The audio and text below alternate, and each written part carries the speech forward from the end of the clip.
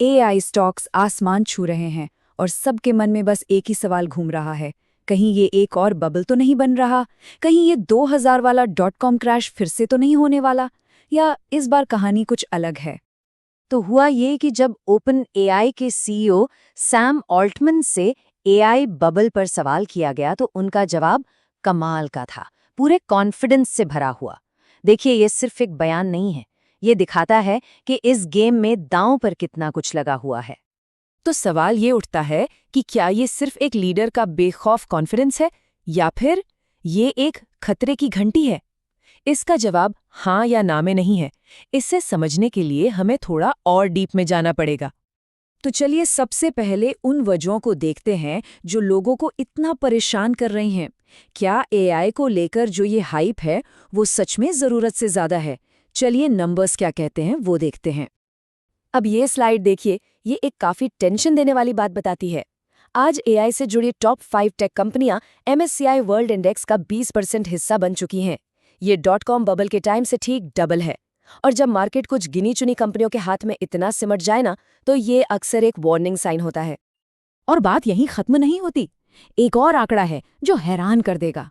शिलर PE ratio, जो market valuation को नापने का एक बहुत बड़ा पैमाना माना जाता है, वो .com क्रैश के बाद पहली बार 40 का आंकड़ा पार कर चुका है। और जानते हैं, कई एक्सपर्ट्स इसे डेंजर जोन मानते हैं। तो देखिए, शायद असली सवाल ये नहीं है कि बबल कितना बड़ा है। असली सवाल तो ये है कि अगर ये बबल फटा तो तबाही कितनी बड़ी होगी। इस बात को और अच्छे से समझने के लिए चलिए इतिहास के दो सबसे बड़े फाइनेंशियल क्राइसिस पर नजर डालते हैं, क्योंकि इन दोनों से हमें ये सबक मिला कि हर बबल का फटना एक जैसा नहीं होता। साल 2000 में .com बबल फूटा। हाँ, स्टॉक मार्केट गिरा, इन्वेस्टर्स का बहुत पैसा डूबा, लेकिन बैंकिंग सिस्टम पर ज्यादा असर नहीं पड़ा, वो बच गया। लेकिन फिर आया 2008 का सबप्राइम हाउसिंग क्राइसिस, और उसने तो पूरी दुनिया की इकोनॉमी को ही घुटनों पर ला दिया था। तो फिर सवाल वही है कि आखिर इन दोनों के नतीजों में जमीन आसमान का फर्क क्यों था? और इसी के जवाब में ये राज छिपा है कि आज का एआई बबल कितना खतरनाक साबित हो सकता है। इसका जवाब हमें यूरोपियन सेंट्रल बैंक के एक रिसर्च पेपर से मिलता है।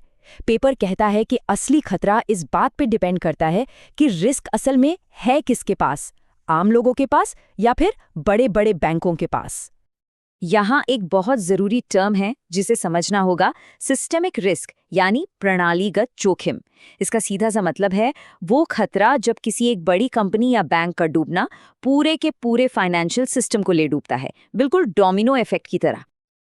अब ये स्लाइड इस बात को बहुत अच्छी तरह से समझाती है। जब रिस्क आम इन्वेस्टर्स के पास होता है, जैसा .com बबल में था, तो नुकसान भी मोटे तौर पर उन्हीं तक रहता है।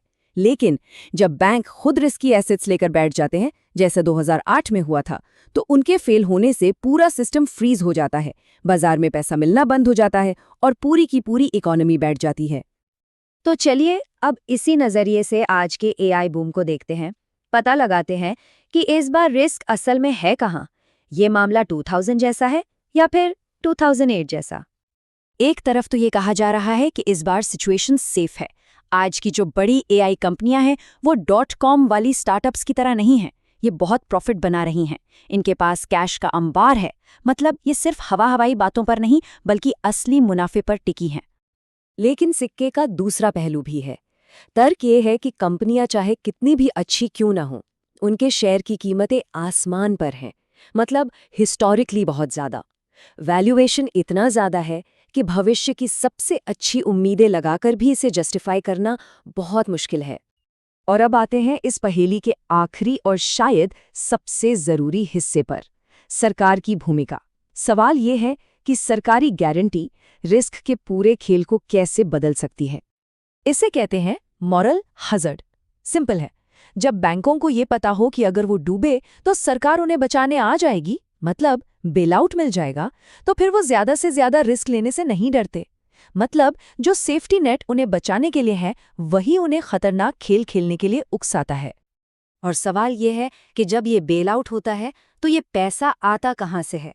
ये पैसा होता है टैक्स पेयर्स का, यानी कीमत अंत में आम जनता ही चुकाती है। यही बेलआउट का वादा सारा का सारा रिस्क उन बड़े बैंकों के पाले में डाल देता है जिन्हें टू बिग टू फेल माना जाता है। और यही तो 2008 के क्राइसिस का सबसे बड़ा सबक था। जब रिस्क इस तरह एक जगह इकट्ठा हो जाता है तो वो सबसे खतरनाक वाला बबल बनाता है।